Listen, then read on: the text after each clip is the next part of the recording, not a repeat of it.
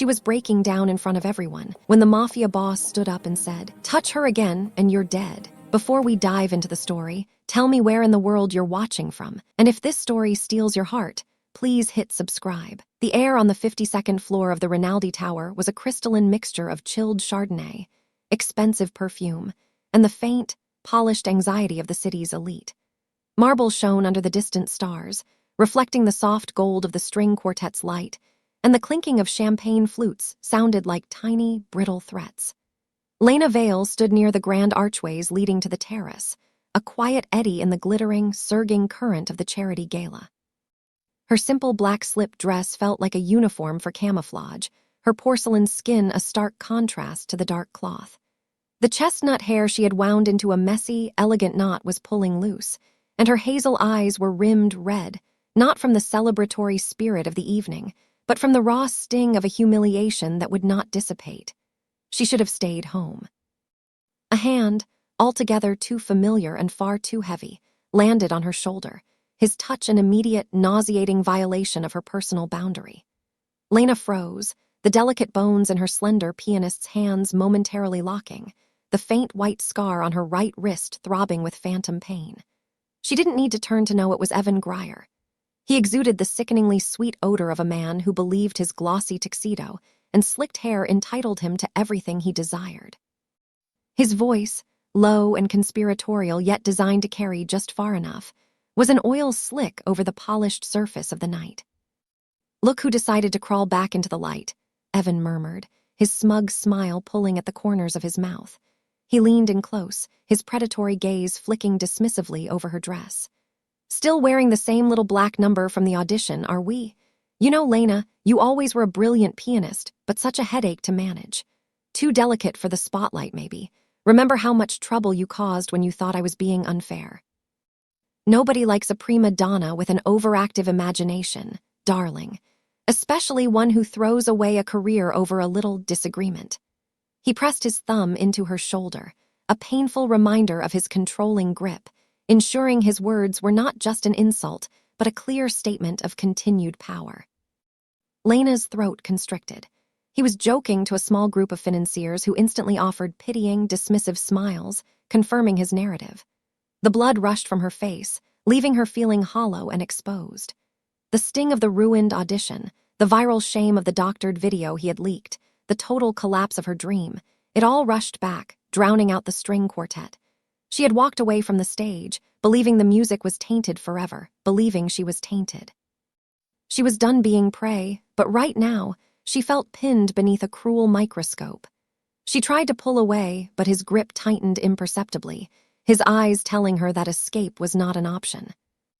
It was in that moment, when the silence of her despair was loudest, that the air pressure in the room seemed to drop.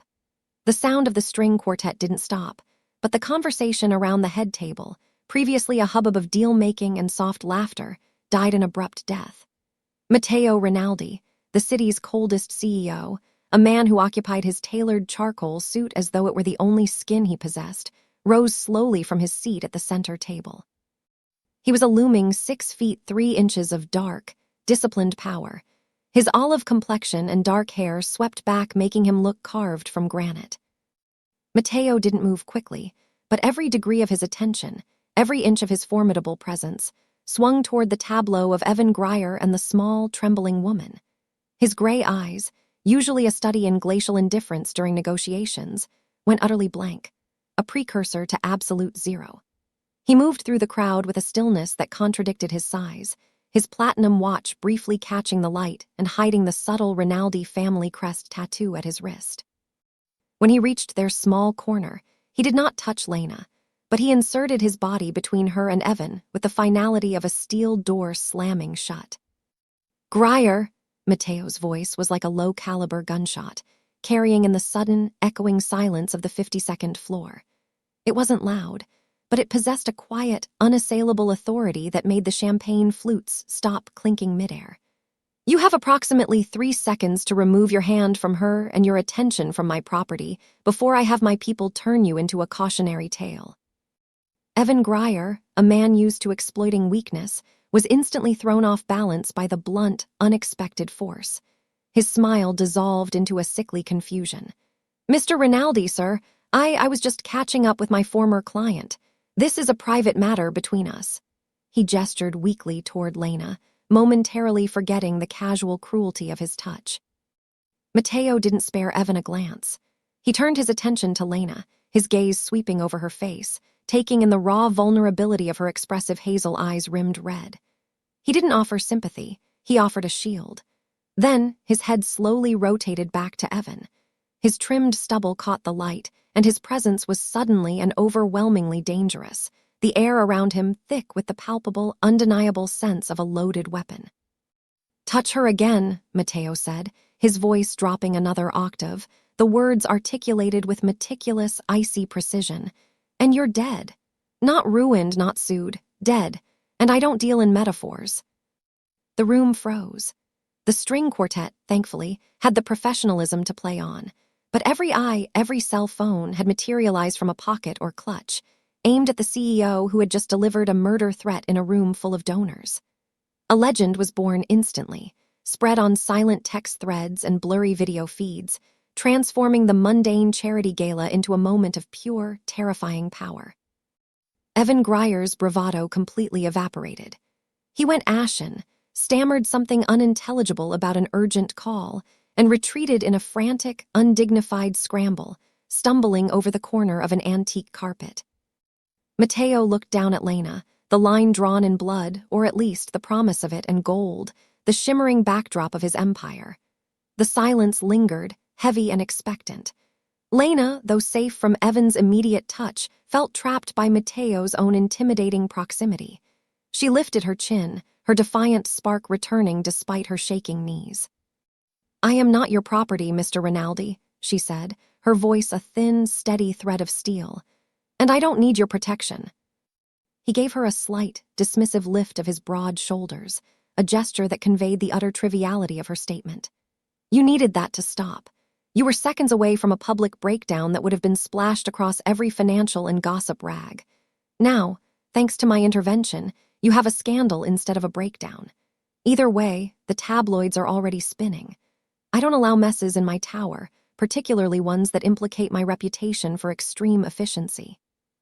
He paused, his gray eyes locking on hers, an assessment, an offer, and a command all in one gaze. "I need control. You need your life and your career back. Let's make a deal." He steered her away from the gaping onlookers with a hand on the small of her back, a possessive, yet strictly formal, touch, and led her toward his private elevator. The sheer confidence of his movements made the crowd part instantly. Inside the opulent, wood-paneled privacy of the executive elevator, he laid out the terms, his voice brisk and purely business.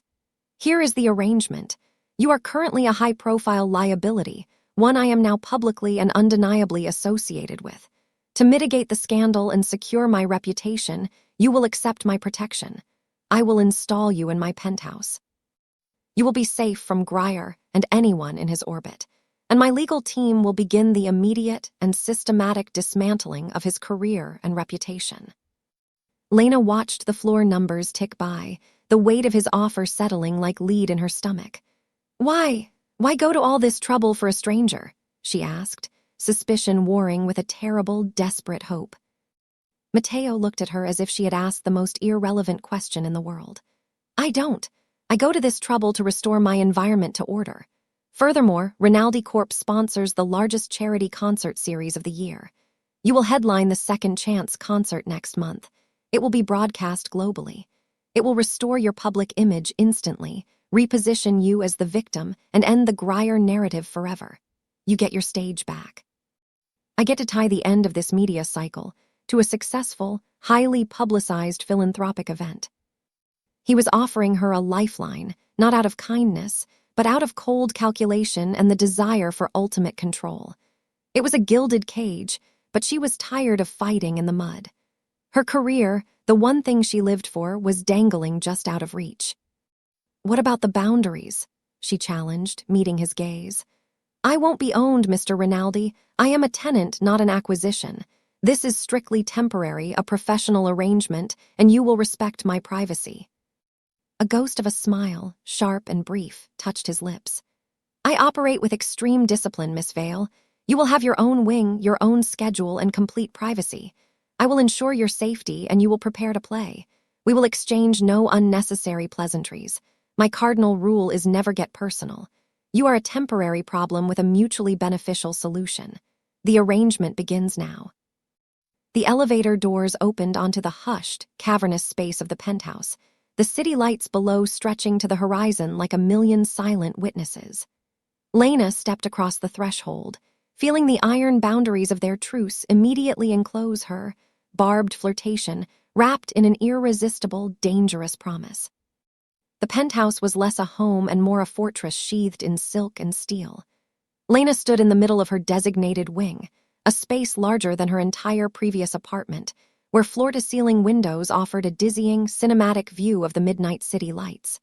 The opulence was suffocating, every material, the dark marble, the hand-stitched leather, the gleaming chrome, a testament to Matteo Rinaldi's ruthless efficiency and staggering wealth. This was the headquarters of the CEO, but the quiet, constant presence of the security detail, men in impeccable suits whose eyes missed nothing, reminded her that this was also the nerve center of something darker, something tied to the Mafia family whose power was woven into the city's concrete foundations. Her first week was a study in forced proximity and meticulous distance. Their paths were choreographed to avoid collision. She would catch glimpses of Matteo in the massive living area, a broad-shouldered silhouette against the city, always on the phone, his voice low, sharp, and commanding, discussing everything from hostile takeovers to, she wasn't sure.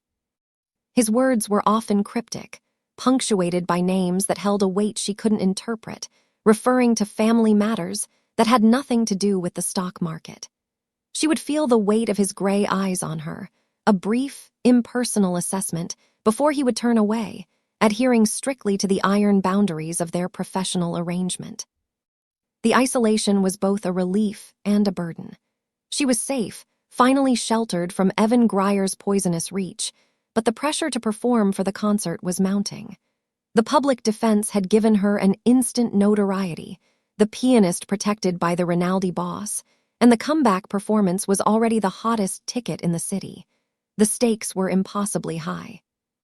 One afternoon, seeking refuge, she found a magnificent, untouched Steinway Grand in a quiet, glass-walled studio overlooking Central Park. She lowered the lid, feeling the familiar, cool smoothness of the wood. Her hands, her beautiful pianist's hands, trembled slightly as she settled onto the bench.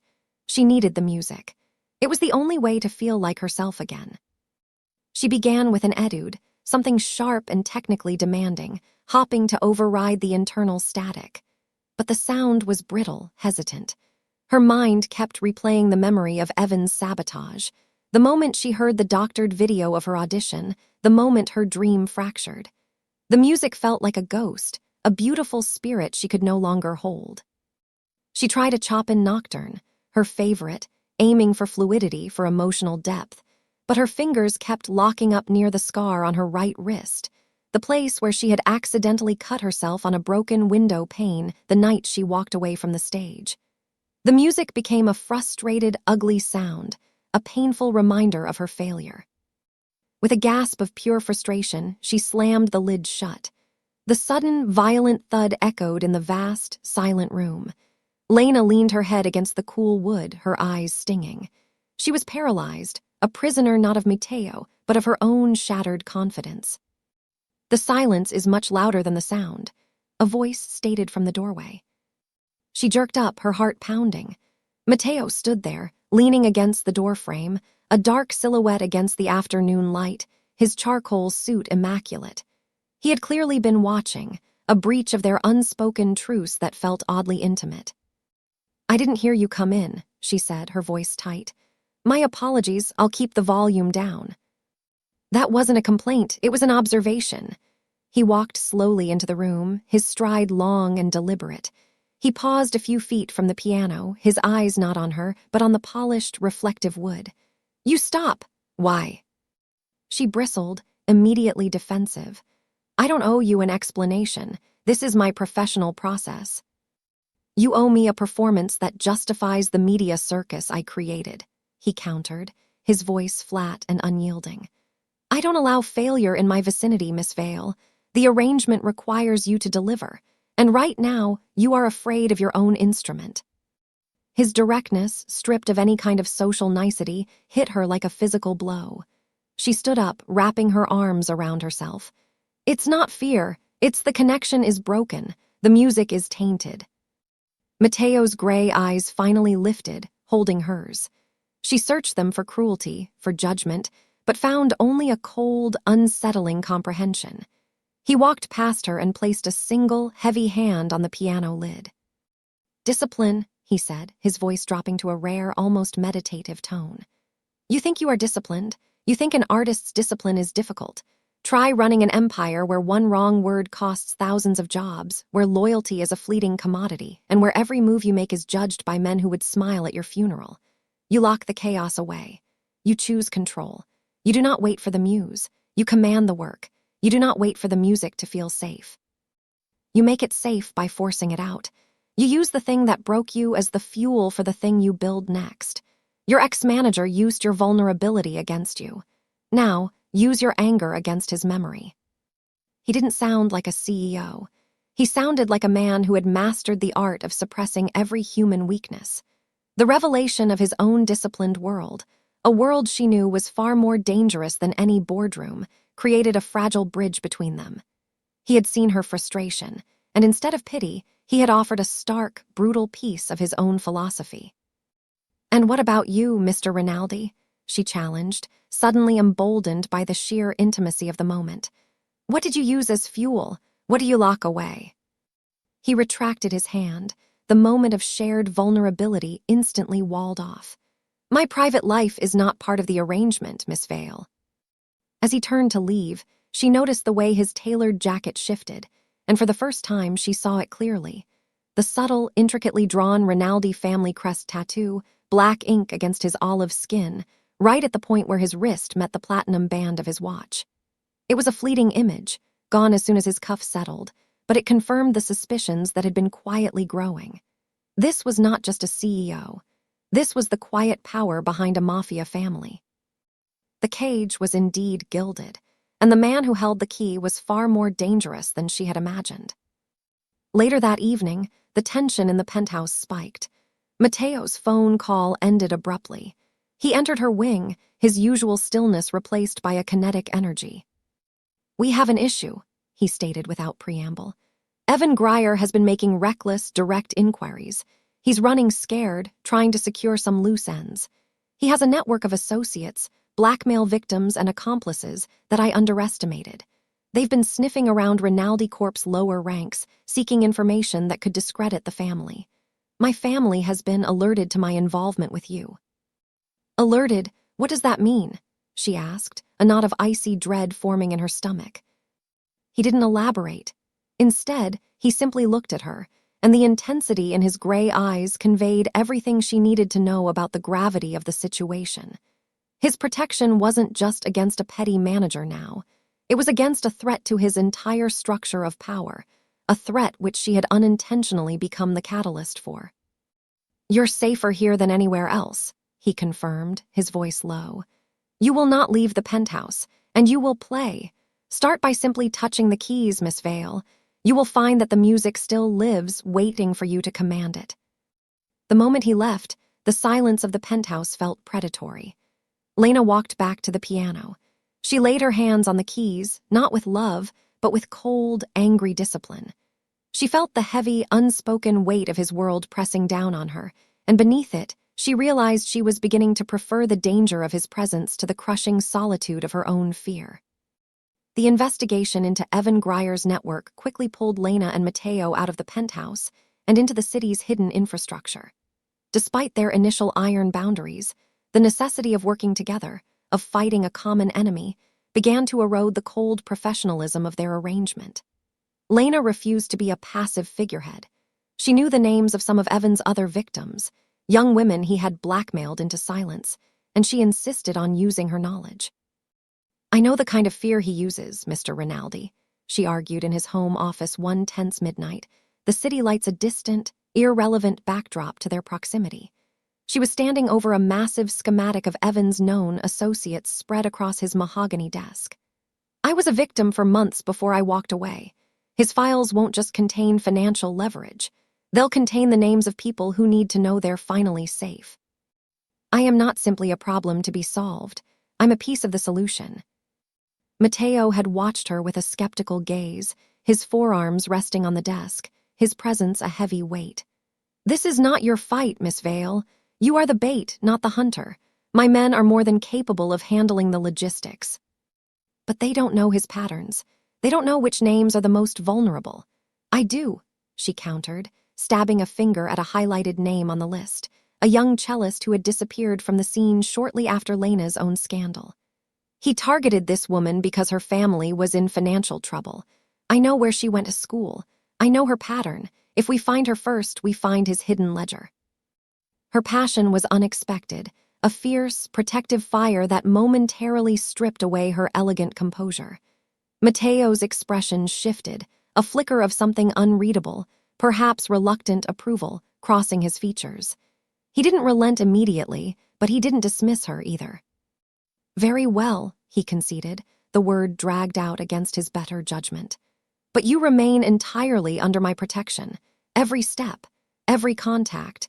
You will follow my commands, or the arrangement ends immediately, and I install a full security detail at your expense. Their collaboration led them to a hush-hush private club beneath a nondescript jazz lounge downtown, the kind of place where Mateo conducted business that wouldn't appear on any Rinaldi Corp ledger. It was a space of low light, expensive scotch, and silent, heavy handshakes. Lena sat at a corner table, nursing a water, trying to appear nonchalant as Mateo met with a severe, heavily accented man who looked like he knew where all the bodies were buried. The conversation was conducted in sharp, clipped Italian, punctuated by occasional, chilling glances toward the entrance. She caught only snippets, but the word for loyalty and the phrase, the family's respect, occurred frequently. The air thickened with power and implied violence, and Lena realized that the CEO facade was merely a well-maintained costume. The power behind it was absolute, quiet, and ancient. Despite the danger, or perhaps because of it, the tension between them only mounted. Being in the field, away from the sterile formality of the penthouse, stripped away the artifice of their relationship. They were two people with a common enemy, sharing a heightened sense of adrenaline, their eyes constantly meeting over maps and security feeds. Their truce had morphed into a barbed flirtation, every sharp comment, every challenging look, a way to acknowledge the undeniable, volatile chemistry simmering beneath the surface. The external conflict climaxed on a night of pouring rain. Mateo was out, dealing with what he only vaguely referred to as a complication, leaving Lena alone in the penthouse with only the security detail for company. Around 2:00 a.m., the alarm system for the executive wing went silent, not off, but silent. A shadow, fast and desperate, materialized from the service elevator. It was Evan Grier. He wasn't after her. He was after the files and data he knew Mateo had secured from his abandoned office. He had bypassed the internal security by using a code only a few trusted employees possessed, and his desperation had given him a reckless boldness. Before Lena could react, before the distant security team could respond to the breach, Evan was in her wing. He spotted her, frozen near the massive windows, and his predator's face twisted into a snarl of panicked rage. You ruined everything. Where are the hard drives, you little puppet?" He lunged for the small, innocuous briefcase containing the evidence. Lena, remembering Mateo's philosophy, use the thing that broke you as fuel, didn't run. She grabbed the first thing her hand found, a heavy crystal paperweight, and swung it with all the pent-up fury of the past year. It connected with the side of Evan's head with a sickening thwack. He staggered back, momentarily stunned and bleeding. The front door burst open and Mateo was there, his tailored suit soaked, his hair slicked by the rain, his gray eyes blazing with a cold fury that dwarfed the danger of the moment. He took in the scene, Lena standing over the bleeding, disoriented Evan, the paperweight in her hand, and his control snapped. He didn't touch Evan. He didn't need to. He simply issued a sharp, single command in Italian to the two massive security men who had materialized behind him. They descended on Evan with brutal efficiency, dragging him out with the quiet, methodical force of men accustomed to cleaning up inconvenient messes. Matteo crossed the room in 2 strides, not stopping until he was inches from Lena. He took the paperweight from her slackened hand, his fingers brushing hers, a powerful, grounding warmth. "Are you hurt?" he demanded, his voice rough, not a CEO's voice, but a man. "No, I'm fine. I hit him," she managed, adrenaline making her teeth chatter. "He was looking for the drives." Matteo's hand cupped her jaw, his thumb brushing away a stray lock of chestnut hair plastered to her temple. The touch was possessive and utterly tender, obliterating the last vestiges of their arrangement. His fear for her, a deep, primal fear he wouldn't allow himself to acknowledge, radiated from him. "You should have called for security immediately. You should have hidden," he muttered, his eyes dark with the kind of rage only a shattered sense of control could generate. "I won't hide anymore, Matteo," she whispered, using his first name for the first time, an act of defiance and desperate honesty. "You taught me that. You command the work. I command my own defense." His control broke. The proximity, the danger, the sheer intensity of her defiance and her vulnerability. It was too much for the iron boundaries they had constructed. He didn't ask, didn't hesitate. He crushed his mouth against hers, a fierce, demanding kiss that tasted of rain and adrenaline and the terrifying, irresistible breaking of their truce. It wasn't the tentative brush of 2 people testing boundaries. It was a hungry recognition of a connection too dangerous to deny. He pulled back, his breath ragged, his eyes searching hers in the shadow of the midnight city lights. "The deal is broken, Lena," he stated, his voice a low growl of admission. "It stopped being an arrangement the moment I saw him touch you." The silence that followed wasn't the silence of the gala. It was the heavy, expectant silence of 2 people who had just crossed a chasm and knew there was no going back. The immediate aftermath of the kiss and Evan Grier's capture was one of suffocating, complicated intimacy. The physical line between Lena and Matteo had been erased, replaced by a charged, unspoken understanding that ran deeper than their initial, cold arrangement.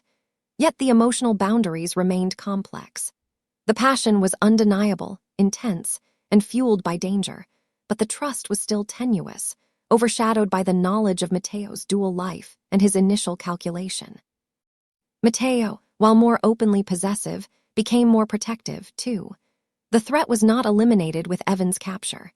Evan's network was still out there, and the captured files pointed toward a more dangerous accomplice, a fixer with ties to the city's criminal underworld, someone who had orchestrated the distribution of the doctored video and the financial leaks. This accomplice was the true threat to Rinaldi Corp's stability. "I need a trade," Matteo explained one afternoon in the penthouse. He was dressed in a simple dark shirt and trousers, the casual attire somehow making him look more lethal than the tailored suit.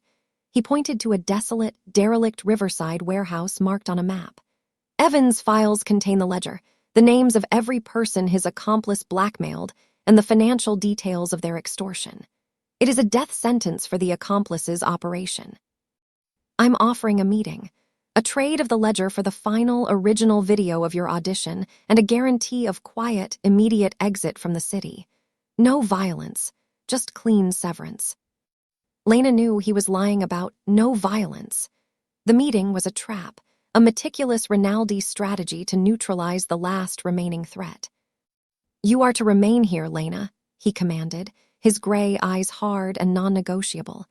"This is the end of the business. You are safer here. You will not be a pawn in this final move." "I've already been a pawn, Matteo," she shot back, pushing away the map.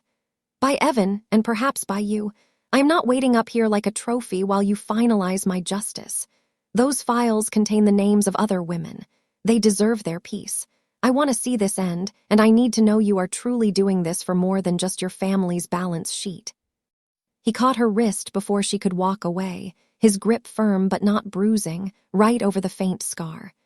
"You are asking me to put my trust in your defiance, which is a risk I cannot afford when my family's stability is at stake. Stay here. I will handle it." But Lena was no longer the broken pianist who had walked away from the stage. She was a woman who had stood up to her predator, and she was done with being protected from her own life. That night, wrapped in a dark trench coat, she managed to evade the outer layer of the security detail. She knew the city as well as Mateo knew its underbelly, and she took a cab to a safe distance from the designated Riverside warehouse. She watched from the shadowed scaffolding of a nearby industrial complex. The warehouse, cold and imposing, was ringed with silent, black vehicles and men who moved with dangerous efficiency. Mateo arrived in his usual black sedan, looking impossibly imposing even from this distance. The accomplice, a thin, sharp-featured woman named Alessandra, arrived shortly after. The trade was tense, a silent ballet of power and deception. The accomplice was given the flash drive with the ledger. In return, she handed over a small metallic box. Mateo's men, positioned on the rooftops, were ready. But Alessandra, knowing she was trapped, played a final, desperate hand. She looked directly at Mateo, and her voice, though muffled by the distance, carried in the night's silence. "You used the girl as bait, Rinaldi. She thinks this is about Grier, but he was nothing. I got the order from a higher place to ruin her, to sabotage the audition and leak the video. Who else knew that your mother's charity was planning a surprise Rinaldi concert with a new face?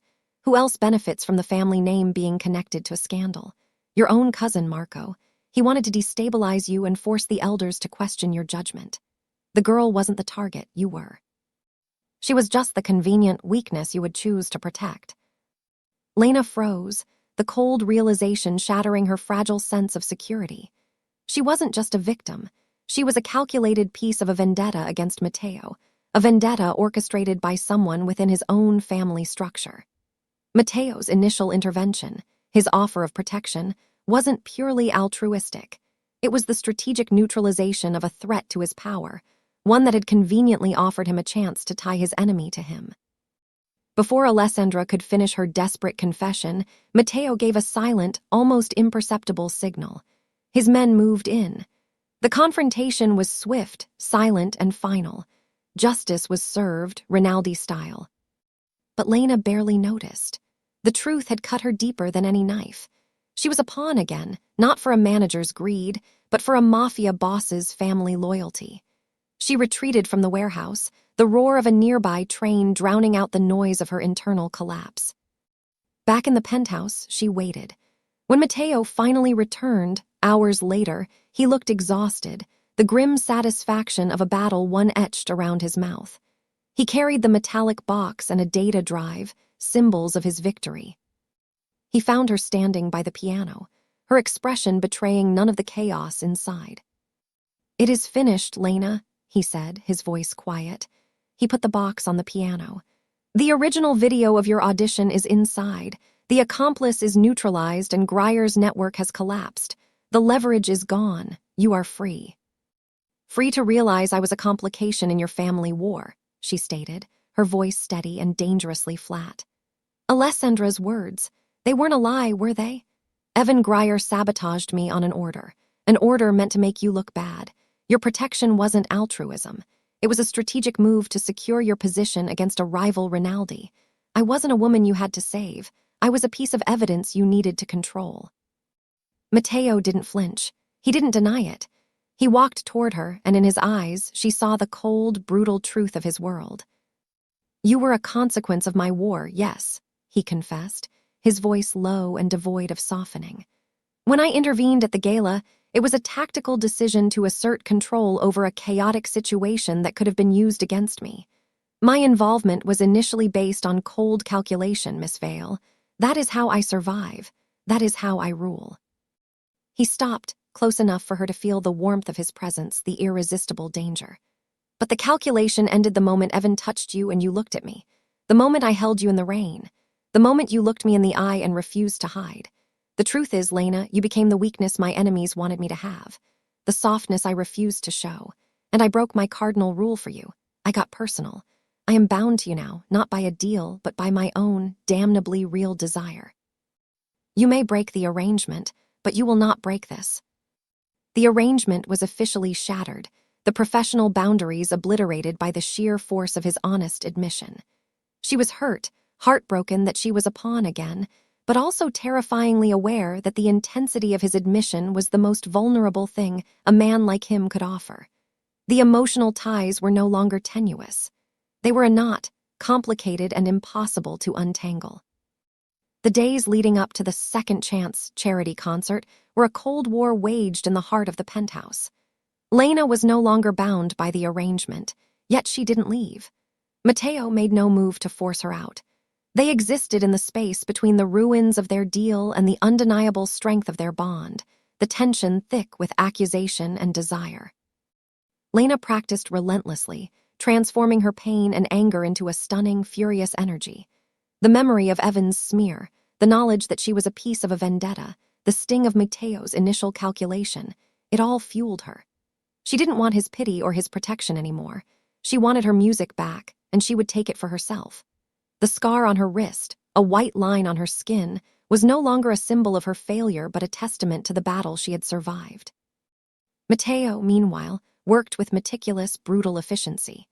Evan Grier was neutralized, not with a simple Mafia hit, but through a methodical, entirely legal dismantling. The original video, proving Evan's sabotage, was delivered to the necessary media outlets and legal boards. The rival Rinaldi associate, Marco, who had ordered the hit, was isolated by the elder council, his position and power revoked, a quiet, humiliating removal engineered by Mateo. The final piece of evidence from Lena, an old, encrypted chat log, had been the key to locking down the corporate aspect of the betrayal. The night of the concert arrived, bringing Lena back to the scene of her original humiliation, the gala hall on the 52nd floor. The air was the same crystalline mix of wealth and anxiety, but this time the focus was entirely on her. Chandeliers glittered, and camera flashes erupted like silent fireworks as she walked through the crowd. She walked onto the stage and faced the grand piano, her simple, elegant gown a stark statement against the backdrop of opulence. She looked out at the assembled elite. In the center of the head table, alone, stood Matteo Rinaldi. He was dressed in his flawless charcoal suit, his arms crossed over his broad chest. He wasn't looking at her as a CEO evaluating a strategic asset or as a boss asserting his power. He was simply a man, still, dangerous, and completely focused on her. Lena placed her hands on the keys. She began to play, not the technically demanding etude she had planned, but the Chopin nocturne that had been crippled by her fear. This time, there was no hesitation, no crippling doubt. The music flowed from her, strong and undeniable, carrying the weight of her journey. The betrayal, the anger, the dangerous, intoxicating love she had found in the heart of the storm. She transformed the raw, dark emotions into a powerful, compelling melody. She was playing for the music itself, for the truth that lived in her fingers, for the knowledge that no one, not Evan, not Marco, not even Matteo, could ever take this from her again. As the final, heart-wrenching notes of the cadenza faded into the massive hall, a silence deeper and more profound than the one created by Matteo's initial threat fell over the crowd. Then, the applause exploded, a deafening, genuine wave of appreciation. Lena looked up and her gaze found Matteo. He did not applaud. He did not smile. He simply held her eyes, and in that long, charged moment, she saw the sheer relief of a man who had gambled his control and won something far more valuable. Later, in the profound, comforting silence of the penthouse, the remnants of the evening, the dress, the applause, the flash of the cameras, seemed distant and irrelevant. The true silence was the one that now existed between them, filled with unspoken questions and truths. Matteo approached her, the metallic box with the original video still resting on the piano. He picked it up and opened it, revealing the small data drive inside. "The deal is broken," he repeated, his voice husky. "The protection is no longer an arrangement. I don't deal in half measures, Lena. I deal in absolute loyalty and commitment. You don't need my protection from Evan anymore, but you need protection from the life I lead, from the dangers that will follow us because I chose you." Lena walked toward him, placing her hand gently on his chest, feeling the solid, disciplined beat of his heart beneath the fine cloth of his shirt. "I don't need a shield, Matteo. I need a partner. I don't fear the danger of your world. I fear the loss of you. Your original sin was calculation. My sin was letting fear silence me. We are done with sins." She looked up at him, her hazel eyes clear and resolute. I want all of it. The ruthlessness, the CEO, the strategist, the family. I will not be your secret, and I will not be your weakness. I will be your strength. Mateo's composure finally fractured. His gray eyes softened, dissolving the glacier. He brought his large hands up to cup her face, his thumbs brushing the skin beneath her eyes. The power that radiated from him was no longer a weapon, but a promise. You are my impossible thing, Lena Vale, he confessed, the admission of a man who had never believed in the impossible. The only thing I didn't plan for, the only thing I cannot control. My life is yours, not as a temporary asset, but as the only family I will allow myself outside of blood. I will never let you be used again. I commit myself to you, in the light of the tower and in the shadow of the Mafia. He lowered his head and kissed her, a deep, solemn kiss that was a binding vow, intertwining his life of absolute power with her heart of resurrected music. He had broken his rules for her, and in doing so, he had earned a love that was dangerous, irresistible, and profoundly real. Their romance, forged in blood and gold, was conclusive and forever.